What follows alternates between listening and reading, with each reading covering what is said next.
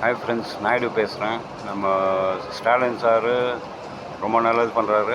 அதே டைமு மீதி ஸ்டேட்டு லீடருங்களும் நல்லது பண்ணுறாங்க அவங்க ஸ்டேட்டுக்கு.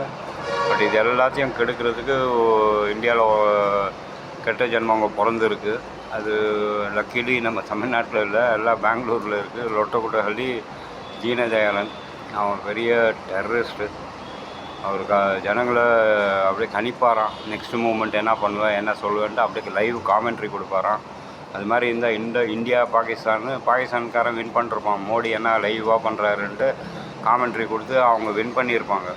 பட் இதெல்லாம் அந்த ஆளுடைய சிருஷ்டி, இதெல்லாம் அந்த ஆளுடைய க்ரியேஷன்.